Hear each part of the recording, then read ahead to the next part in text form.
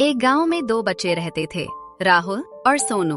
दोनों बहुत अच्छे दोस्त थे और छुट्टियों में नई नई जगहें देखने का शौक रखते थे। गांव के पास ही एक पुराना जंगल था। बड़े लोग कहते थे कि रात में वहां एक चमकता हुआ पेड़ दिखाई देता है, इसलिए बच्चों को जंगल में जाने से मना किया जाता था। एक दिन दोपहर में राहुल और सोनू ने तय किया कि वे थोड़ी देर जंगल के किनारे तक जाएंगे।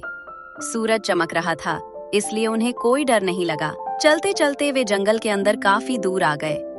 अचानक आसमान में बादल छा गए। तभी सोनू ने देखा, राहुल वो देखो, पेड़ चमक रहा है। सच में एक बड़ा सा पेड़ नीली रोशनी में चमक रहा था। दोनों बच्चों का दिल तेज धड़कने लगा, लेकिन जिज्ञासा के कारण वे धीरे धीरे उस पेड़ के पास चले गए। जैसे ही राहुल ने पेड़ को छुआ, हवा तेज हो गई और एक धीमी आवाज आई, कौन है जो मुझे जगाने आया है? दोनों डर से कांपने लगे।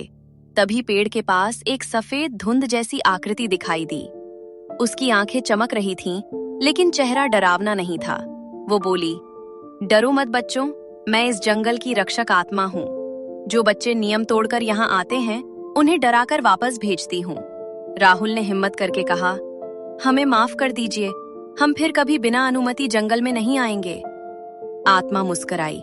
अचानक रोशनी कम हो गई और हवा शांत हो गई।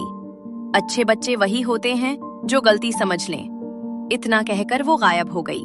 अचानक दोनों ने देखा कि वे जंगल के बाहर खड़े हैं। सूरज फिर से निकल आया था और तेजी से गांव की ओर भागे।